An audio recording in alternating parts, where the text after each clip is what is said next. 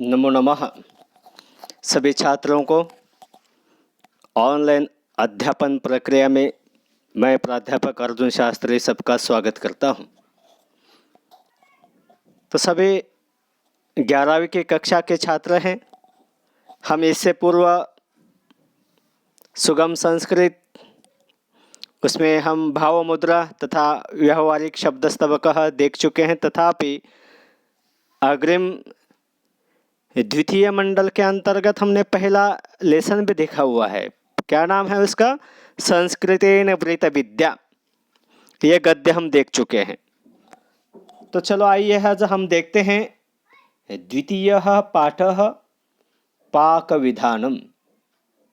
देखिए, पाक विधानम यानी पाक कैसे पकाना है, कैसे बनाना है, उसका विधान, उसके नियम जिस पाठ में बताए गए हैं उसे पाक विधानम कहते हैं। अर्थात कुछ यहाँ पे कुछ चीजें हैं, खाने के पदार्थ है, तो वो किस तरह बनाए जाते हैं उसकी विधियां यहाँ पे बताई हुई हैं।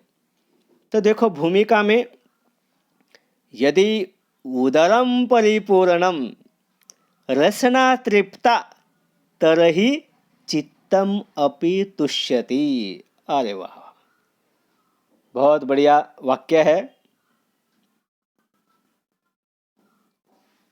यदि उदरम परिपूर्ण, यदि हमारा उदर यानी पेट भरा हुआ है, यदि हमारा पेट भरा हुआ है, रसना तृप्ता, हमारे जिह्वा शांत हो चुकी है अर्थात तृप्त हो चुकी है, तरहि चित्तम अपि तुष्यति, तो हमारा मन भी संतुष्ट हो जाता है। उदाहरण के स्वरूप में देख सकते हैं, जिस तरह गुलाब जामुन हो चाहे रसगुल्ला हो, यदि आप पर भरपेट खाते हैं, आपकी जिह्वा शांत तृप्त हो जाती है, तो आपका मन भी बड़ा प्रसन्न हो जाता है।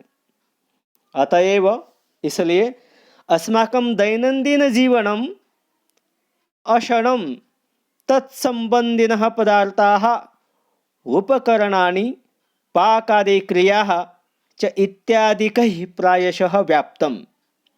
इसलिए हमारा दैनंदिन जीवन जो है, अशनम खाना, तत्संबंधित पदार्थ खाने से संबंधित जितने भी पदार्थ है, उपकरण है, पाक आदि क्रिया है, पचाने की पकाने की क्रिया आदि चाहे, उससे हमारा ये जीवन अक्सर व्याप्त है। दैनंदिन दिनचर्या भी हमारी व्याप्त है। परिचित पाककृति भी नैके संस्कृत शब्दाः लीलया रंजकतया च ज्ञातुं शक्याः। परिचित यानी हमें जो ज्ञात है, ज्ञात है पाक कृतियाँ, पाक की विधियाँ, उसमें अनेक संस्कृत शब्द आनंद से या लीलया सहज हम जान सकते हैं, पता कर सकते हैं या पता चल जाता है हमें। अतः एतादृश विषय एव तस्याः भाषायाः विषये छात्राणां मनसि स्नेहम् उत्पादयत, जिज्ञासां च वर्धयत। इसलिए इस प्रकार के विषय ही,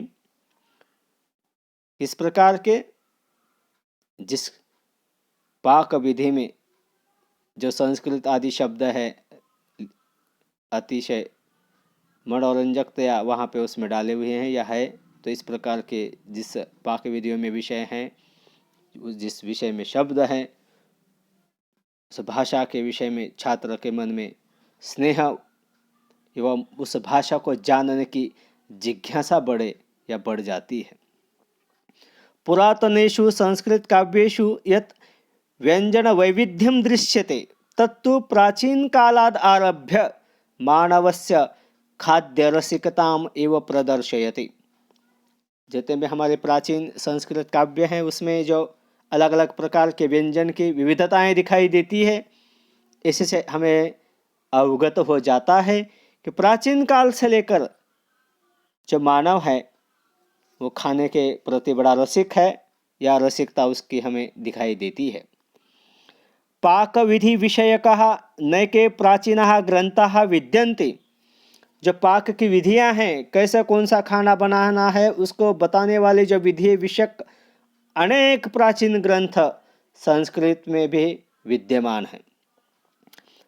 तृतीय सोमेश्वरेण 11-12 शतके लिखितं मानस उल्लास काव्यम विविध विषयान ज्ञापयति। देखिए, जो तृतीय सोमेश्वर थे, उन्होंने 11वें या 12वें शतक में लिखा हुआ मानस उल्लास नाम का काव्य विविध विषयों को हमें अवगत करवाता है। ग्रंथस्य एतस्य पाककला विषयकः विभागः प्रामुख्याने प्रसिद्धः। तो ये जो ग्रंथ है, कौन सा मानस उल्लास, इस ग्रंथ का जो पाककला विषयक विभाग है वो बड़े प्रमुख रूप से प्रसिद्ध है। देखो, इडली, मज्जिका, शिखरिणी, मस्तु एते पाकविधयः मानस उल्लासात् अर्थात मानसोल्लासात् संगृहीताः। तो इस जो हमारे पाठ्य पुस्तक में जो ये पाक विधानम गद्य है, नहीं सॉरी पद्य है, इसमें जो व्यंजन के नाम बताएं, इडली, मज्जिका, शिखरिणी, मस्तु, इनके जो पाक की विधियां हैं इस मानस उल्लास से ली हुई है। नलपाक दर्पणम इति ग्रंथः राज्ञा नलेन लिखितः इति परंपराया कथितम। देखिए, नलपाक दर्पणम नाम का जो ये ग्रंथ है, राजा नल के द्वारा लिखा गया है। ये परंपरा से बताया गया है कि ये जो ग्रंथ है राजा नल ने लिखा है, किंतु न तस्य कालः ज्ञायते, किंतु उसके विषय में अर्थात उसका समय क्या है, उसका काल क्या है, कब लिखा गया है, उसके विषय में अवगत नहीं होता है। अस्मिन् ग्रंथे अस्मिन् कस्मिन् नलपाक दर्पणम इति ग्रंथे, अर्थात इस ग्रंथ में 11 प्रकरणेषु 61-सप्तशत अर्थात या ग्रंथामध्ये जो 11 प्रकरण हैं, इसमें 761 श्लोक हैं। अत्र सूप इति पदार्थस्य कृति नलपाक दर्पणस्य प्रथम प्रकरणात् उद्धृता। तो यहाँ पे जो सूप जो व्यंजन है वो कैसे बनाना है, उसकी जो विधि है, हमने अर्थात हमारे पाठ्य पुस्तक में नलपाक दर्पण के पहले प्रकरण से ली है। एषः पाठः अन्न प्रक्रिया विषये रुचिम जनयति, अर्थात इस पाठ के माध्यम से अन्न प्रक्रिया या कौन सा ये जो अन्न की विधियां हैं, प्रक्रिया हैं, उसमें हमारी रुचि बढ़ाता है कि ये कैसे तैयार करना है, कैसे बनाना है। तो देखिए, इसके सुभाषित देखिए, पहला जो है इडली या इडलिका। तो सभी को पता है इडली, इडलिका, इडली जो सफ़ेद सफ़ेद होती है ना, गोल गोल, सभी ने खाई होगी, सभी को ज्ञात होगी।